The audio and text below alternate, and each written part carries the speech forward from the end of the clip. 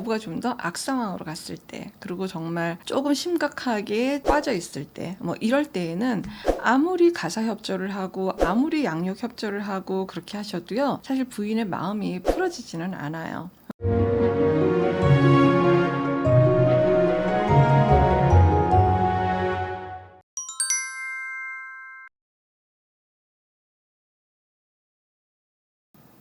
안녕하세요. 이주은 부부상담 원장 이주은입니다. 우리 오늘은 같이 한번 생각해보는 시간을 가져봤으면 좋겠어요. 부부라고 하는 거는 남성, 여성, 당신과 나, 이제 우리가 혼인신고를 하고 부부가 됐어요. 일정 시간 살다가 보면 일상생활에 좀 치이기도 하고 그냥 좀 덤덤해지기도 하고, 아이들이 있으면 꼬물락거리는 아이들한테 모든 에너지를 좀 더 많이 집중을 해야 되겠죠. 그러면 이제 부부의 어떤 관계에 대한 것을 희생도 많이 하게 되고, 사실 좀 접기도 하고 일상으로 젖어가는 그런 느낌들이 충분히 있을 수 있어요. 그러다가 보면 이제 조그만 일이라든지 별일도 아닌 것 같은데 아이한테 일어나는 크고 작은 일들에 대해서 어떤 육아 방법이라든지 뭐 교육 방법이라든지 이런 데서 의견 차이를 막 보이는데, 결국 궁극적으로 그런 의견 차이를 보이는 밑바닥 밑선에 점점 내려가다 보면 궁극적으로는 부부 정서에 대한 것이 많이 메말라 있는 경우를 많이 보게 됩니다. 오늘 시간에는 그 부분에 대해서 좀 얘기를 해보려고 해요. 보편적으로 사실 아이들이 있을 때 어쩌면 36개월 정도?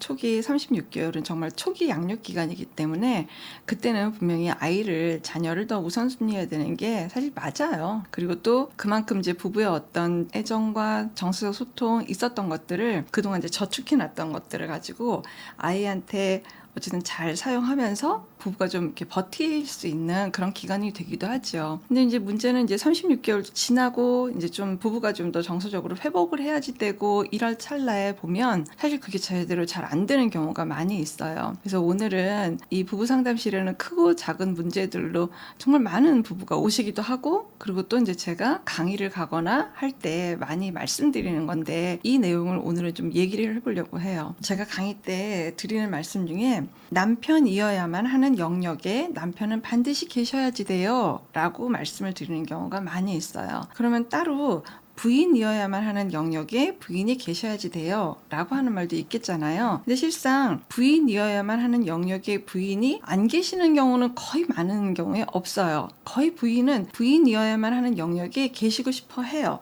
남편이어야만 하는 영역이 뭡니까? 라고 남편분들이 많이 궁금해하고 물어보시죠. 남편이어야만 하는 영역이, 남편께서 아내가 막 힘들어 보여요.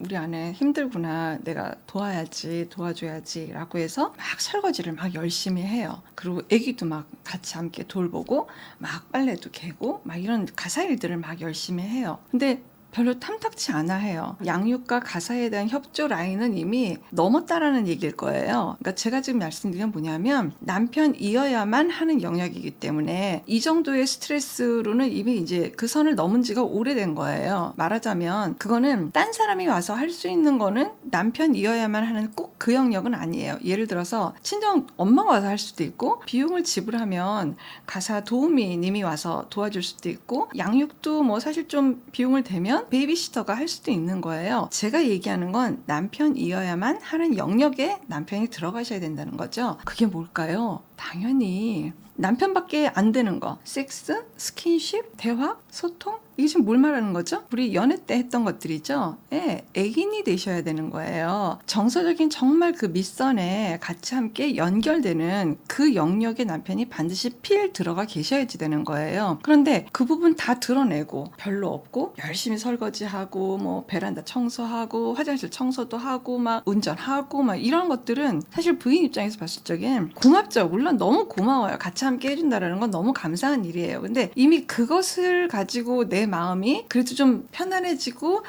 참 고맙다 라고 하는 선이 이미 넘었을 경우에는 그거 갖고 안 돼요. 부부가 좀 더 악상황으로 갔을 때, 그리고 정말 조금 심각하게 꽈져 있을 때, 뭐 이럴 때에는 아무리 가사 협조를 하고 아무리 양육 협조를 하고 그렇게 하셔도요, 사실 부인의 마음이 풀어지지는 않아요.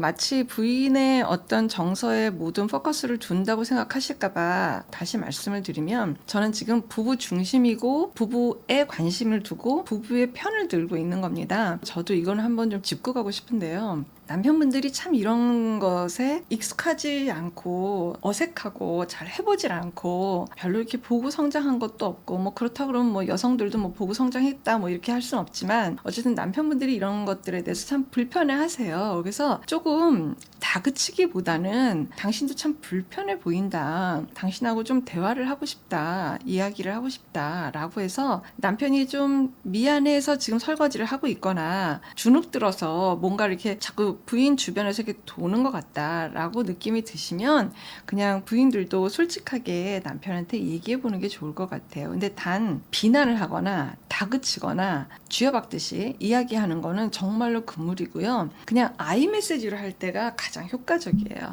여보, 내가 당신 보면 당신도 사실 할 말이 많은 것 같아 보여. 어떻게 시작해야 될지 모르는 것 같은 그런 느낌도 들어요. 내가 잘못 봐? 당신 어때요? 내가 지금 얘기하는 거에 대해서 당신 어떻게 생각해? 나 당신 되게 불편해 보이거든. 뭔가 자꾸 행동은 하고 있지만 정말 하고 싶은 얘기는 따로 있는 것 같고 나도 사실 이런 거에 대해서 좀 뭐 별로 이렇게 세련되진 않았어. 당신 그 어쩔 줄 모르는 그 마음을 나는 좀 듣고 싶기도 하고 당신 마음이 궁금도 하고 그리고 당신도 내 마음이 지금 어떤지 궁금해 줬으면 좋겠어. 이런 솔직한 얘기를 당신하고 하고 싶어요. 이런 이야기를 해보시면 정말 좋을 것 같다라는 말씀을 드리는 거예요.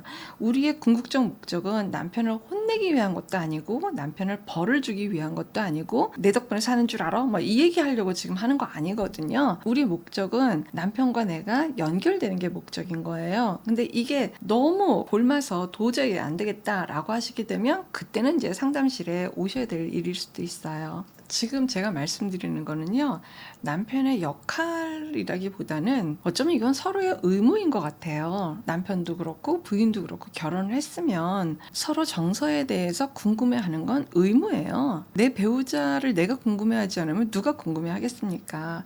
저 사람 기분이 어떤지, 무슨 생각하는지 이거는 당연히 의당 결혼을 했으면 배우자에 대해서는 궁금증을 갖고 다가서야 되는 게 맞아요. 그렇지 않는데 결혼 생활을 유지해야겠다? 그대로 그냥 기능적인 부부로 가시는 경우예요. 근데 우리 지금 그거 바라고 지금 결혼 생활 하는 건 아니잖아요. 그냥 애 낳고 그냥 살림하고 살면 되는 거 아니에요? 그냥 각자 일하고 그러고 살면 되는 거 아닐까요? 이렇게 생각하시는 분들도 많은데요. 그런 시절은 이미 지나갔어요. 정말 단 얼마를 살아도 정말 마음적인 소통, 연결됐다라는 그런 연결감, 커넥팅이 되지 않는데 계속해서 결혼 생활을 이어나간다? 죄송하지만 너무 고되실 거예요. 그거는 어려울 것 같습니다. 그래서 오늘 영상 보시고 남편이어야만 하는 영역, 남성분이면 나는 정말 그 영역에 지금 잘 들어가 있는지, 그러면 들어가 있으면 몇 프로 들어가 있는지를 배우자한테 물어보셨으면 좋겠어요. 또 이 영상을 지금 부인이 보고 계시다면 부인도 한번 남편을 평가하라는 게 아니라 같이 한번 생각해 보는 거죠. 여보, 오늘 이런 영상 올라왔더라. 당신 이미 너무 고맙고 나한테 잘해주는 거 맞지만 조금은 좀 부족한 것도 같아.